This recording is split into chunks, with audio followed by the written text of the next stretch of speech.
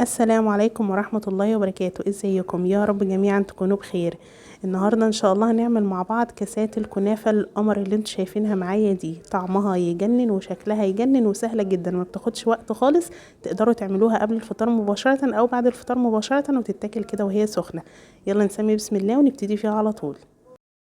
انا معايا هنا حوالي ربع كيلو من الكنافه، هقطعه كده بايديا في حجم عقله الصابع. لو تقطيعه ايديا صعبه فهجيب كده السكينه وابتدي اقطعهم بالشكل ده. حطهم في الفريزر يجمدوا بس سنه عشان يبقى تقطيعهم سهل، وهبتدي اقطعهم بالسكينه في حجم عقله الصابع او اصغر سنه من حجم عقله الصابع. وخلاص كده قطعتهم بقوا جاهزين معايا.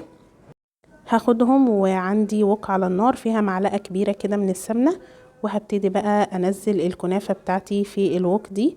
الاول كده ببقى معليه النار لمده دقيقه مثلا، واقلب كده على نار عاليه بس يا دوب الوك تسخن والكنافه تبتدي تاخد من سخونتها، وبعد كده اهدي النار للنص. وكل ده وانا مستمره بالتقليب.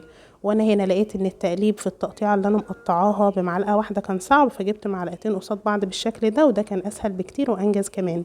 ودلوقتي بعد ما الكنافه ابتدت تاخد معايا اللون الذهبي المظبوط اللي انا عايزاه، هبتدي اضيف لها معلقتين من السكر البودره منخولين كده وهضيفهم عليها، واقلبهم بعدها بشويه قليله لحد ما تاخد اللون المظبوط جدا ده. وخلاص كده هي بقت جاهزه. بصوا لونها مظبوط ورهيب، لونها قمر. عاوزه اقول لكم بس على حاجه مهمه، ان احنا لما بنضيف السكر البودره قبل ما بنطفي على الكنافه بشويه قليله، ده بيخلي الكنافه تفضل معانا مقرمشه ومش بتطرى معانا. انا دلوقتي شلتها من على النار ومش هسيبها في الوك علشان ما تاخدش لون زياده من سخونه الوك، فانا اول ما هشيلها من على النار على طول هنزلها كده في بوله تانية واسيبها معايا على جنب تهدى شويه. وتعالوا بقى ندخل للمهلبيه الرهيبه بتاعتنا اللي احنا هنعملها النهارده، اللي انا متاكده ان شاء الله باذن الله انها تعجبكم. فيها فكره كده مختلفه وطعمها يجنن.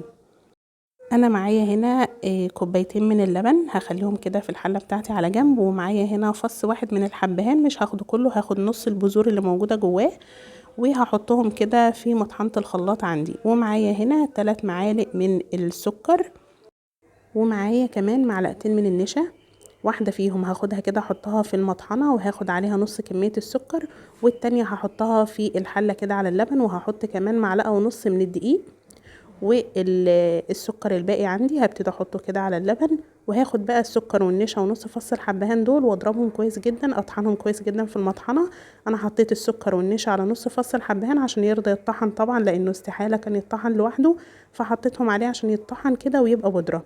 بعد ما طحنتهم هنزلهم كده على اللبن، وابتدي بقى ادوب الكلام ده كله كده على البارد، وبعدين انقله على طول معايا على النار.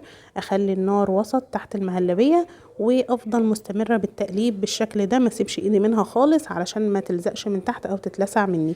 هفضل كده مستمره بالتقليب على نار وسط لحد ما المهلبيه تبتدي تتقل معايا بالشكل ده وتاخد كده قوام تقيل شويه. دلوقتي هبتدي اضيف لها نص معلقه كده، اقل كمان ربع معلقه كده من الفانيليا او باكت فانيليا، واقلب كده. خلاص كده هي قوامها بقى مظبوط جدا. ودلوقتي خلاص هطفي عليها. قبل ما اطفي عليها في كده اضافه اختياريه جدا، عايزين تحطوها ماشي، مش عايزين خلاص. هي معلقه قشطه، دي معلقه قشطه من وش اللبن. لو عايزين تضيفوها بتدي كده غناوه ودسامه للطعم، عايزين تستغنوا عنها شيلوها على طول. انا هقلب بس كده تقليبه بيها تدوب. وخلاص كده هنزل المهلبيه بتاعتي من على النار. ودلوقتي بقى صفيت الكاسات بتاعتي وهبتدي بقى احط فيها الكنافه والمهلبيه. هحط في الاول خالص كده طبقه من تحت من الكنافه. تقدروا تسيبوها كده من غير اي اضافات، او يعني تعتمدوا على السكر البودرة اللي فيها، او تدوها كده رشة من الشربات زي ما انا عملت كده. ده شربات الزلابية اللي انا كنت عاملاه معاكم وقلت لكم هشيله في التلاجة، هو ده انا بستخدمه على طول اهو. فهدي كده رشة من الشربات دي، وبعدين ابتدي اضيف بقى طبقة من المهلبية. قوام المهلبية زي ما انتم شايفين كده رهيب، ده هيطلع معاكم كريمي جدا وناعم جدا. لو عايزينه يبقى تقيل وماسك نفسه شوية سيبوه بقى في التلاجة شوية. احنا كلناها على طول وهي سخنة وكانت رهيبة. دلوقتي بعد ما حطيت الطبقة من المهلبية هحط طبقة كمان من الكنافة بالشكل ده. تقدروا بقى تعددوا في الطبقات زي ما انتوا عايزين، طبقتين طبقتين او طبقة او طبقة او طبقة، يعني زي ما انتوا تحبوا في الطبقات اعملوها. الالوان رهيبة وشكلها يجنن. كنت عملت معاكم برضو السنة اللي فاتت كاسات الكنافة بالمانجا، هسيبها لكم برضو في صندوق الوصف لو حابين تبصوا عليها. وكمان الكنافة بالقشطة في الفرن برضو هسيبها لكم في صندوق الوصف لو حابين تبصوا عليها. انا دلوقتي ضفت طبقة كمان من المهلبية وهجرنش كده، بس المهلبية بتاعتي خلصت ما زادش للكاسين الاخرانيين دول، فخلاص كده حلو قوي. وهجرنش كده بحبة من الكنافة، وهحط كده واحدة عين جمل في النص او بيكان، او تسيبوها كده. وخلاص هي كده بقت جاهزة، شكلها رهيب فعلا، شكلها فخم قوي وشكلها يجنن وطعمها تحفة. متأكدة لما تجربوها ان شاء الله بإذن الله ان هي هتعجبكم.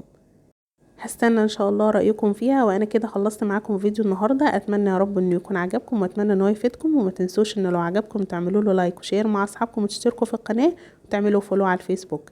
اشوفكم ان شاء الله على خير في فيديو جديد مع وصفة جديدة. كنت معاكم اسماء، والسلام عليكم.